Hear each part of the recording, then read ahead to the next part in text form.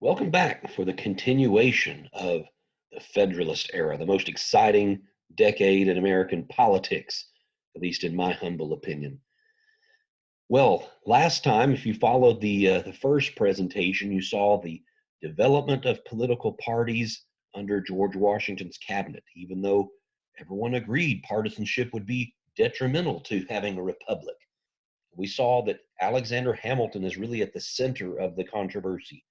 His policies for the Treasury, his paying war bonds, his assuming state debts, and the Bank of the United States, all were controversial issues that are going to develop an opposition.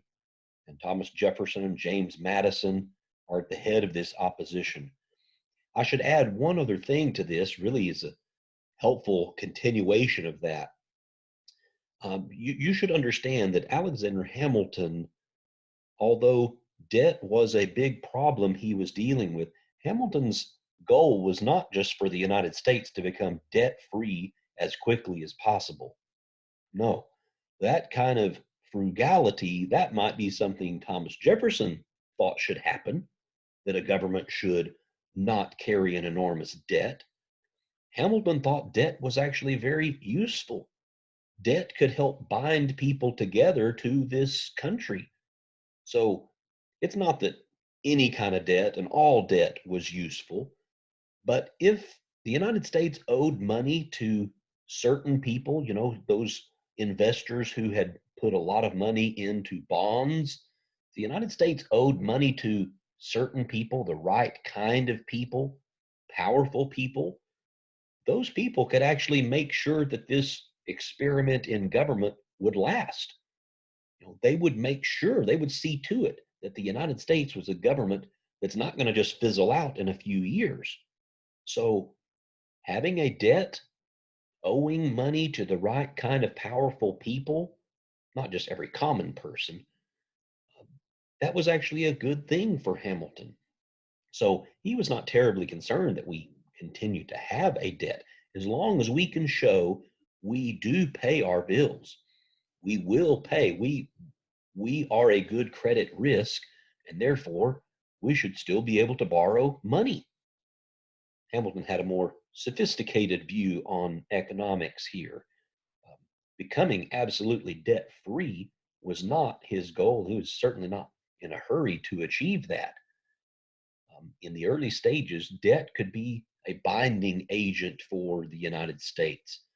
So we talked about Hamilton's Treasury plan and the controversies that would create, and other Federalist victories in the 1790s, whether it was not joining the French in fighting against England, the rejection of Citizen Genet, or the statement of neutrality, I should say, or the enforcement of the whiskey tax and the heavy force that went out to oppose the whiskey rebels. These were Federalist victories. And certainly the passage of Jay's Treaty was another Federalist victory. Well, that brings us to another election year. So as we pick up here, continuation of the Federalist era, let's turn the page to 1796. George Washington had served 2 terms as president and was really sick of it at this point. Washington had come out of retirement to serve as president because he felt that was his duty. He would do that. His country is calling upon him for this service. But it seemed to be a thankless job, especially that second term. Even the honored, venerated George Washington was vilified in some newspapers. He was really trashed by some people who normally you would not think anyone would have an unkind word to say about George Washington. No, he definitely takes a lot of criticism in that second term, and he wants nothing more to do with it. So Washington heads back to Mount Vernon. He writes a farewell address. It's not something he read from a balcony somewhere, but just a letter that would circulate to newspapers and see his his warnings, his cautions about the future. One of the big cautions there was about partisanship. He believed we're seeing partisanship. Now, if you look at any list of presidents and it's listing what party they belong to, Washington will always be listed as a Federalist because even though there weren't political parties yet, um, yes, he definitely identified more with the Alexander Hamilton side of these controversies. He believed, George Washington believed, it's really the other side that's being the partisans. It's Thomas Jefferson and company that are opposing everything that the legitimate government wants to do. That's what bothered Washington so much about the whiskey rebels and other meetings that would take place after the or about the same time as the dismissal of Edmund Genet, our neutrality declaration. It bothered George Washington that there are these meetings that take place that call themselves democratic societies, but they're not elected meetings. They're not elected officials. They're just people who claim to be the voice of the people rather than the actual representatives in the government. So, from Washington's perspective, the Federalists were the government. They were the legitimate voice of the people. And this opposition that has all these democratic society meetings, they are the illegitimate voices of the people. They're the factions that are going to be detrimental to the United States. Things had really gotten nasty between George Washington and Thomas Jefferson. We'll see. Some of these Virginians who had been close in the past are going to break from one another and have nothing to say to one another again. But we'll get to that perhaps. 1796, then, Washington is out of the picture. He's moved back to Mount Vernon. And so, for the first time, we have a little more of a partisan election. Now, again, the parties are just still forming. They're not completely organized. They still believe it's really the other guys that are being partisan. So we have another election where state legislatures to choose electors. Electors cast those two votes, and we add up those votes to see if anyone has enough to be president. Well, John Adams had more votes than anyone else from the electors, and that made him president.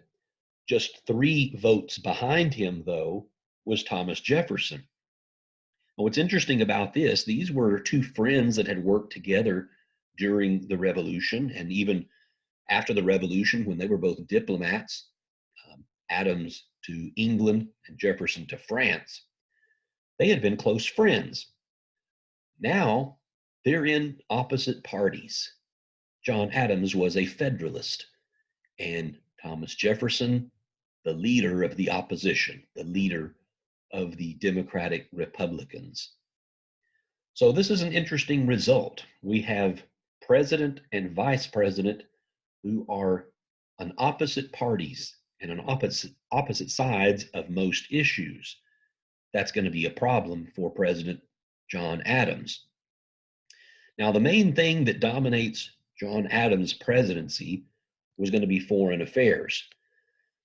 Just as there had been problems between the United States and Great Britain, when John Jay went to try to solve those problems, now Americans are being harassed even more by French ships. If Americans are trying to trade with Great Britain, French ships will stand in the way. They will confiscate American goods. So, since John Jay tried to patch things up with England, now President Adams will send a delegation of 3 diplomats to try to settle things with France. Only things don't go so well here. The American agents there are put on hold. They're made to wait weeks and months before they can ever even get in to see the foreign minister of France. They're really treated like a second or third or fourth class country, not someone that is really dignified enough to for the French foreign minister to take time to see. And 3 different individuals come to the Americans and demand a bribe. Now, The little political cartoon here is supposed to be showing this, that you're this kind of five-headed figure, looks like a wandering kind of beggar and thief, perhaps a gypsy, is coming to the American agents and saying that you're going to have to give a bribe if you want to be able to talk to the foreign minister. In fact, three different agents, agents X, Y, and Z, that's what the Americans will call them, those agents will say, not only must you pay a bribe, your president must apologize for things he said against France that are unflattering, and we demand a $12 million loan as well. So they make a lot of demands of the United States just to start the negotiations, just to talk about peace. Well, these Americans decide France isn't really interested in peace. They they aren't interested, and so let's break off any kind of discussions with them. By the way, this is a five-headed figure because there were five members of the French Directory that were really running the government at this point. This is just before one member, Napoleon Bonaparte, comes to the forefront and will rule France alone. So this is why the five-headed figure person represents this corrupt French government. Well, two of the Americans just go back home. They say France is not interested in peace, so we must prepare for war. So the United States, as of 1798, enters a period of tension with France, really kind of an undeclared war for the next couple of years. This is actually good news for the Federalists. As far as their popularity, this is very good news. John Adams was never as popular or respected a figure as George Washington. He's kind of a moody type figure. He knows he's kind of disagreeable. He likes to argue. He's a lawyer, and he's a Yankee. He's a Massachusetts lawyer. So many find him to not be the most easy to get along with person. But now, in the midst of this crisis with France, Adams' popularity will soar, and Federalists seem like the um, the party whose policies make more sense. You know, Jefferson's party is the pro-France party, and when people hear what the French have done, when they hear the French are demanding bribes and loans of money and apologies from our president, a lot of people will say, the Federalists seem to have the better policies here. We need to be tough on France. Do not tolerate the the harassment they give to our ships. So the half war, the quasi war with France is actually a good thing for the Federalists. It's a good thing for Alexander Hamilton. Um, Now, Hamilton was no longer treasurer, but he still, of course, has a lot of influence. And he and John Adams don't really get along very well. They may both be Federalists, but personality wise, big clash between these two men. But the United States is preparing for war. And John Adams is not a warrior, he's a lawyer. So he knows if we do go to war, if there's a French invasion of America, who's going to lead the army? Adams hopes George Washington will come out of retirement again and lead the army. He's the only man to do it. But Washington surprises Adams by saying he would serve in that capacity if he had to, if the French really invaded. But until that day comes, Hamilton should be the leader of the army. Well, that's not really what President Adams wanted to hear, but it was an awkward position now. He couldn't exactly just ignore that request without really offending General Washington. So Hamilton really starts to prepare an army in case of invasion, and John Adams has to just accept that. Well, for the opposition party, for Thomas Jefferson, He never really believes there is any kind of French threat. He can hardly believe this whole story about the XYZ affair, agents X, Y, and Z demanding bribes. Jefferson can't believe it. He thinks we never really sought peace with France. We only went to provoke some sort of conflict so Federalists would get their war and they would get their anti French policies passed. Jefferson cannot really believe this. But he's convinced that this buildup of an army has nothing to do with France. It's a buildup of an army to silence any opposition. Just like the whiskey rebels had been silenced, Hamilton's army is to root out any kind of opposition. Well, the Federalists in Congress do pass some laws that are more in keeping with order, stability. Remember, the Federalists are the friends of order. And some things that they pass in order to establish order in this time are war measures. There was a series of 4 laws they called the Alien and Sedition Acts. And 3 out of those 4 had to do with the alien or the foreigner in the United States. The Federalists agree that it must become harder to become a U.S. citizen. It was fairly simple. If someone lived in the United States, really was a productive citizen, a productive person for 5 years, they could automatically become U.S. citizens. The Federalists now say it should take 14 years for someone to gain U.S. citizenship. Some Federalists don't think foreign-born people should ever become U.S. citizens, but they negotiate it down to 14 years. Other parts of the Alien Acts say that the president has the authority to kick out of the country any aliens who are whose countries are at war with the United States. So they're trying to authorize the president to actually remove aliens that are deemed to be enemies to the United States. And there was another specific law there that dealt with aliens in peacetime as well as war. But they're trying to give the president the authority to remove dangerous aliens within the United States.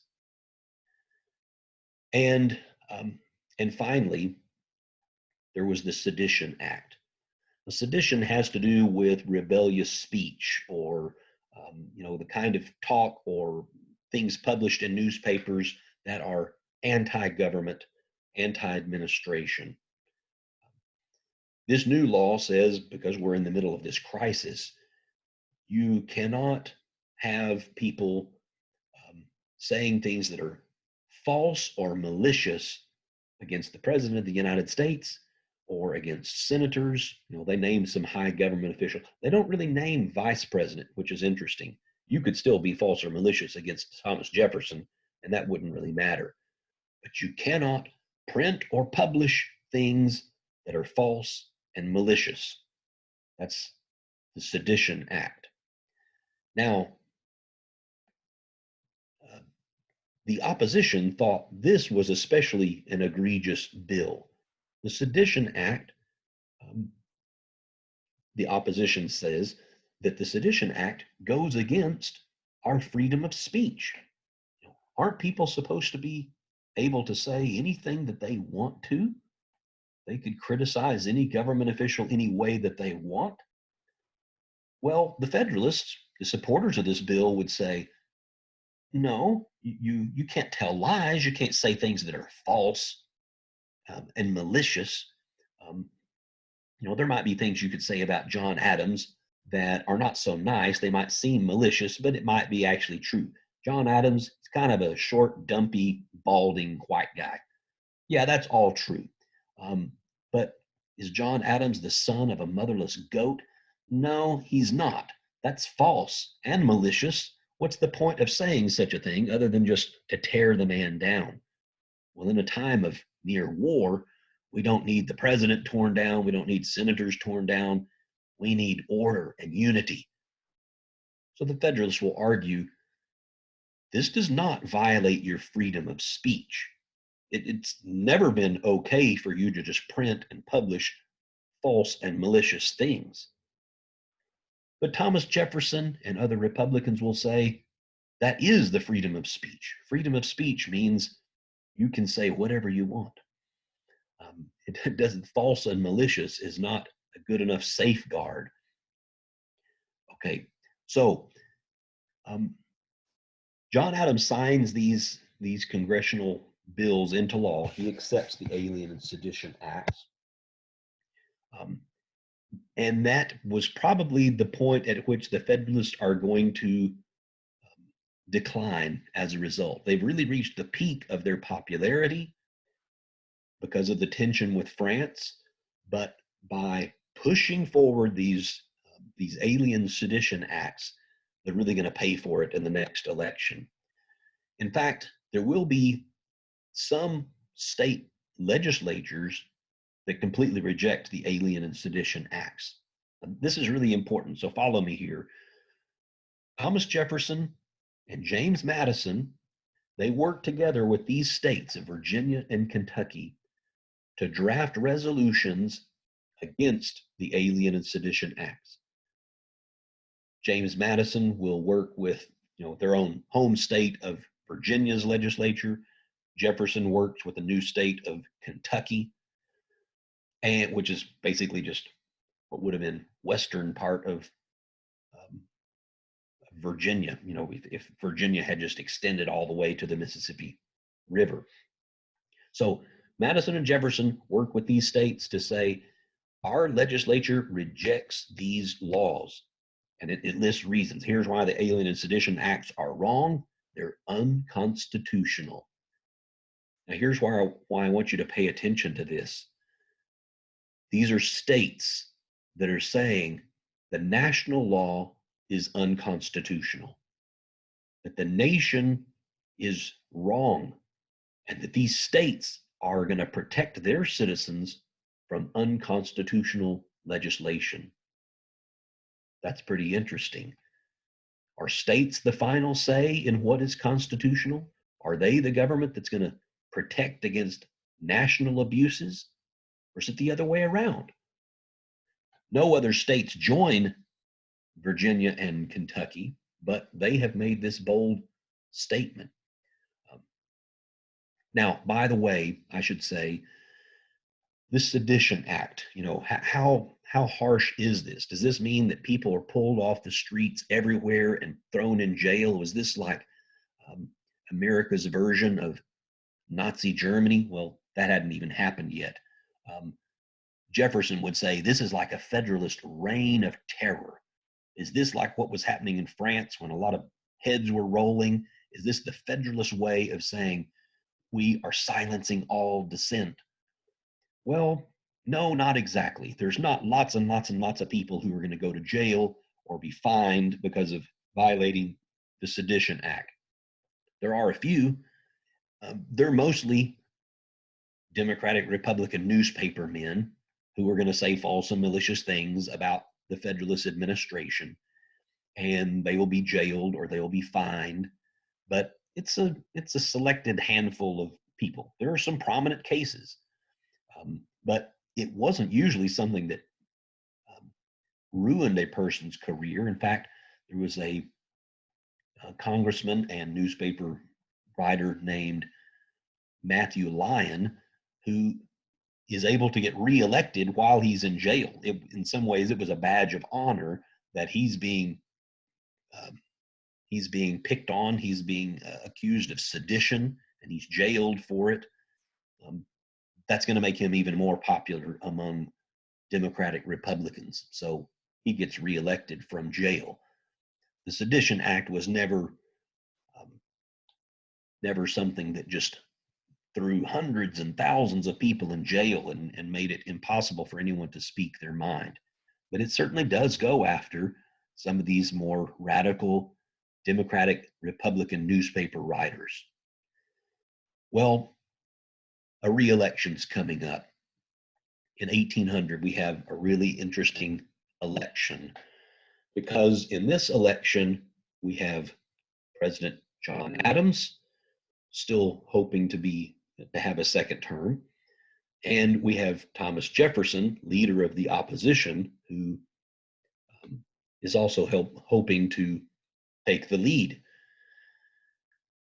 Also in the race, we have Aaron Burr as a young Republican. He's sort of a counterpart to Alexander Hamilton. They're both New Yorkers, but Aaron Burr is on the opposite side politically. And Thomas Pinckney as well as one of the Federalists. So we've got Adams and Pinckney on the Federalist side. We've got Jefferson, Burr on the Republican side.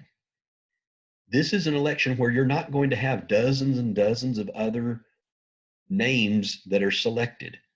You know, the more parties get organized, the more there's just going to be a few names that are ever come up for electoral votes. This is not going to be like 1788, 1792. And here we can see that the Republicans are very united and the Federalists are divided. That's going to be the difference in the election.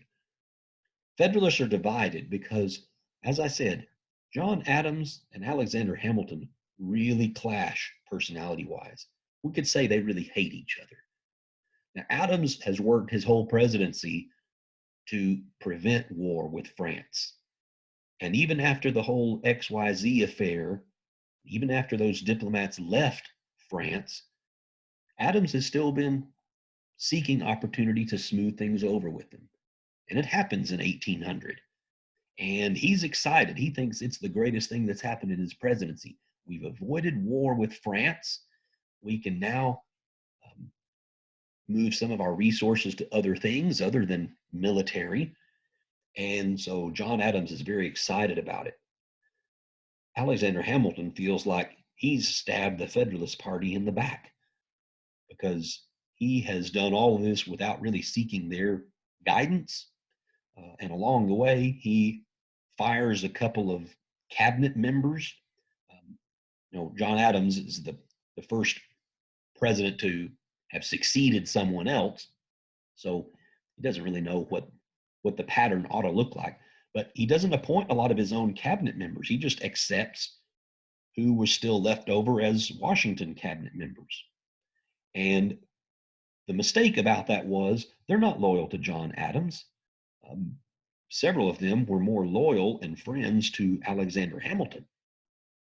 Adams finally realizes these guys are going to work against him, and he dismisses a couple of cabinet members. So Adams sought peace and was very happy that he did. Hamilton is very upset that there's now going to be a great reduction in the military, and he didn't even really consult other Federalists. John Adams still really wasn't a partisan. His views happened to line up with what Federalist views were. He didn't trust the French Revolution, but he really doesn't play party games. He doesn't really make decisions based on what's going to be good for our next election. Federalist. So that's actually one thing I kind of appreciate about John Adams is that he's not such a behind-the-scenes conniving politician. People had to learn to do that a little more. Well, Alexander Hamilton's even going to write nasty things about John Adams now, the kind of thing that might have gotten him in trouble for violating the Sedition Act, except without the threat of war with France, it's not really an issue anymore. But Hamilton's working actively against John Adams. Now, it's not because Hamilton wants a Republican victory. He does not want to see Thomas Jefferson be president. What Hamilton would like to see is Federalists win this election, but let it be Pinckney that wins, and let John Adams be vice president for another 4 years. He had 8 years of it under Washington. He could do it again. So Hamilton is going to, again, he's a private citizen. He's not really in the government. He's just behind the scenes in the Federalist Party. Hamilton was trying to encourage others to, if they are electors, don't cast all your votes, for John Adams. A few people ought to throw away a vote on John Jay or, just some other safe Federalist, just so that Pinckney gets first and Adams can get second. Of course, word is going to spread about this. Others will hear Hamilton's scheme, and some that are supporters of John Adams, some of the New England Federalists will say, we're not going to have some Pinckney from South Carolina step above John Adams. Are you kidding me? Is there any question about who's more important in the American Revolution? John Adams versus any of the Pinckneys? The Pinckneys may be good Federalist folks, but come on. John Adams is right there in the heart of where the revolution begins. So some Federalists, they're divided. Some are going to throw away John Adams votes, or some are going to throw away Pinckney votes. Republicans, they're united 100%. Every one of the Republican electors will choose Jefferson and Burr, Jefferson and Burr. So when the votes are counted, and these all come in at different times, but when the votes are counted, Adams is not going to get first or second. Adams comes in third and Pinckney is fourth. Both Jefferson and Burr tie with 73 electoral votes each. So it's unclear who the president is. Here's something really interesting about the 1800 election. Jefferson and Burr, then, two possibilities for president, their fate would be decided by the Federalist Congress.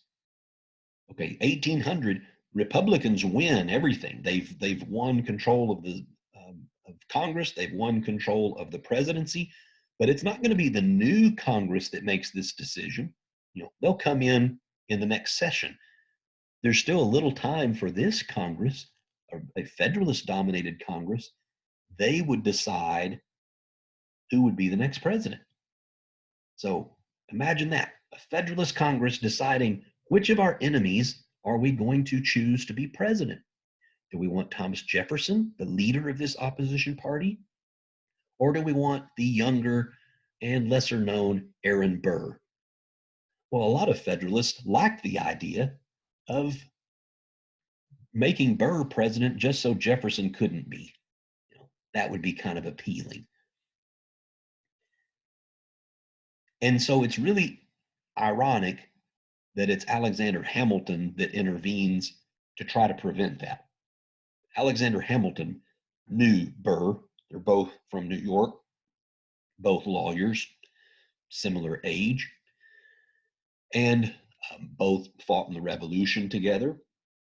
But Hamilton thought Burr is a man who's just after himself. Burr looks out for number one, and that's it. And so Hamilton discourages this plan. He tries to urge whatever influence he has with other Federalist voters, Federalists in Congress, to say, do not let this happen. Do not choose Burr instead of Thomas Jefferson. If anyone has a reason to hate Thomas Jefferson, it's me, Hamilton. Hamilton has reasons not to like Thomas Jefferson. They've disagreed on everything. But Hamilton says at least he has the pretensions of character. He may be wrong about everything, but he does what he thinks is right. He's just an idiot. He's wrong. He's got a womanish affection for France, he says. That's Hamilton's words, not mine. He's got a womanish affection for France. Well, Hamilton's influence works, and finally, after many tied votes in Congress, finally the balance tips to Thomas Jefferson, and Jefferson will become the next president. Jefferson describes this election as a revolution. And what he means is we're getting back to the principles of the American Revolution. Jefferson believed his election was bringing the country back to its original revolutionary purpose. In Jefferson's mind, the country's been hijacked. Well, he wouldn't have used that term. That we didn't have that term yet. The country has been derailed. Now that's a little too early too. We don't have railroads. The country's been taken over by these closet monarchists.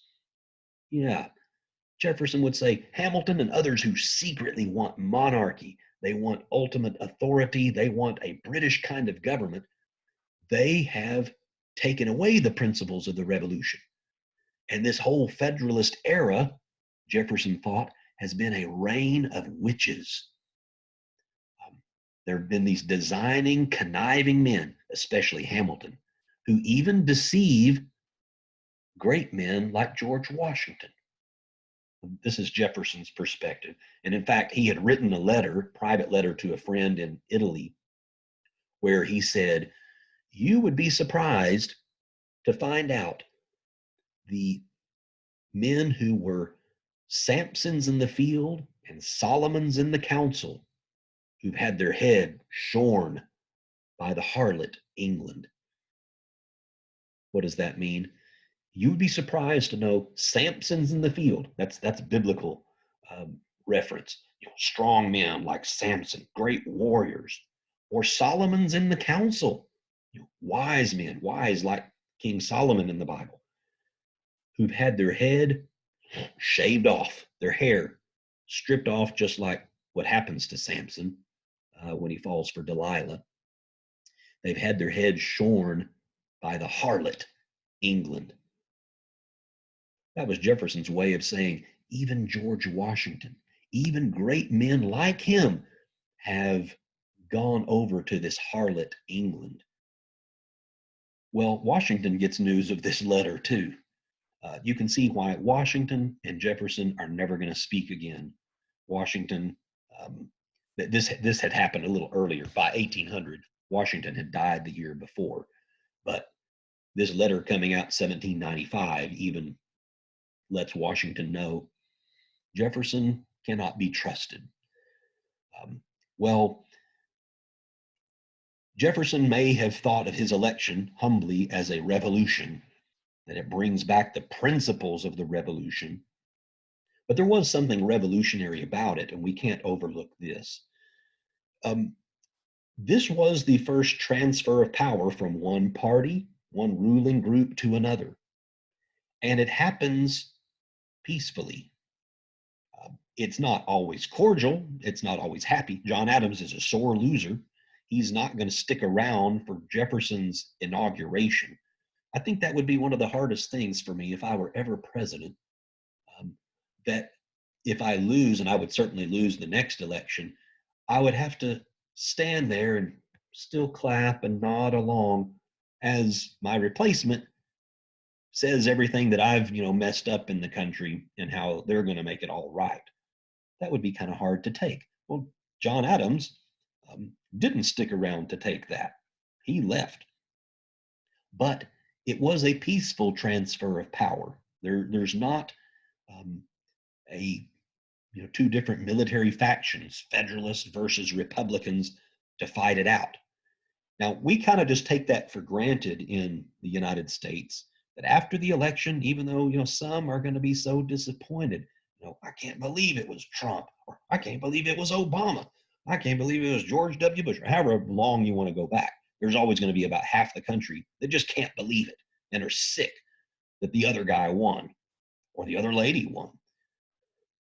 But we typically have our elections and that's it. We may complain about it, we may write about it, but there's not a war that follows about it. Well, except for that Abraham Lincoln election. We'll get to that one. But this is pretty revolutionary. In America's first transfer from one party, one ruling group to another one, no war follows. That is pretty revolutionary. And that's something that hopefully we will have continue. That is a good thing. Now, let me just tag on a little bit here. I don't have more on the slide for this, but we could think of this as the Federalist Strike Back. Okay, the Federalists are not going to be dead and gone quite as much as it appears. Now, 1800 was bad for them. They've lost the presidency and they'll never get it back. They've lost Congress and they'll never get it back. In fact, even just a few years later, 1804, they'll lose Alexander Hamilton. Hamilton is killed in a duel with Aaron Burr. It's not over, Hamilton's involvement in 1800, but Hamilton again fights against Burr's election 4 years later when Burr's trying to be governor of New York. Hamilton once again will tell everyone what a bad guy he is. And it will lead to a duel. But you guys watched Hamilton, you know all that. So things look really bleak for the Federalists. But there is one little glimmer of hope for them in the Supreme Court. Just before John Adams left office, when he knew he had already lost the election and he's headed out, Adams appointed a lot of people to the federal court system.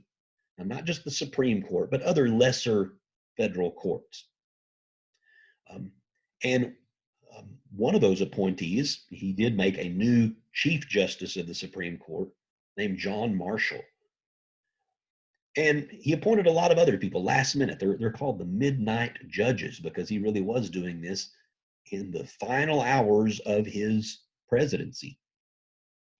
Well, one of those lesser court positions, he appointed a man named William Marbury to be Justice of the Peace in the District of Columbia.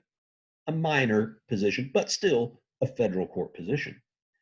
Well, it was done in such haste that William Marbury never really had his official paperwork to assume the job. And now when President Jefferson comes into office and Secretary of State James Madison come into office, they don't want to see this Federalist assume his position in the court. So James Madison's not going to finish the paperwork. The paperwork requires a Secretary of State's signature. Really, that Secretary of State should have been the previous Secretary of State, John Marshall. But John Marshall is now in the Supreme Court, and he'll be the one that gets to rule on this decision. Very famous case here, one of the most important in all of Supreme Court history, certainly early court history, the case of Marbury versus Madison. That's William Marbury, a midnight appointee to the federal court system, and James Madison, Secretary of State. Well, what William Marbury is going to court for is he's saying the Secretary of State should be forced to sign my paperwork and let me be a judge. I was appointed by a president. It's legitimate. But the court's kind of in a dilemma in deciding this. John Marshall, a Federalist heading the Supreme Court now, he knows the president could just ignore him. If he says, you must make William Marbury a judge, well, what's going to happen if Jefferson says no? What's going to happen if James Madison refuses? The Supreme Court hasn't really been all that significant yet. So he doesn't make such a simple decision. What John Marshall does is he says, William Marbury is right to think that he should be in the court system. He was legitimately appointed. However, the law that created these other federal positions, the Judiciary Act of 1790, was unconstitutional. So, his ruling says we should sympathize with William Marbury, but he doesn't get to be a judge because there was an unconstitutional law leading to this. Now we're cutting through a lot of the jargon of this, but I want you to hear the main point. The Supreme Court was asserting itself as the branch of government, the institution that says what's constitutional and what's not. That's a strong court. That's a Federalist kind of court.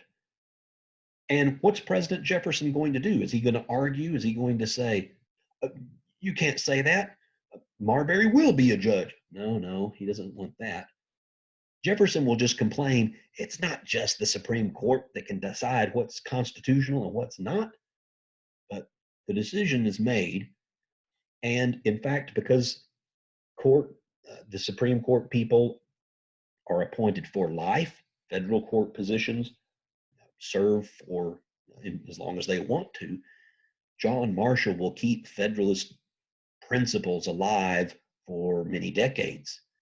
He will be in charge of the Supreme Court from 1800 to 1835. So the Federalists are not going to have any more elected victories. They're never going to have the presidency. They're never going to have Congress again. But the Federalists will dominate in the Supreme Court for many years to come. That means the Supreme Court is going to rule in ways that Alexander Hamilton would be pleased to see. John Marshall is a great admirer of Alexander Hamilton. He's a strong Virginia Federalist, very much, a big fan of George Washington. In fact, he wrote the first big biography of George Washington. So the Federalists may have lost in 1800, but through the Supreme Court, their influence will still be felt for a long time. Thank you very much for your attention, and hope you enjoy. Bye-bye.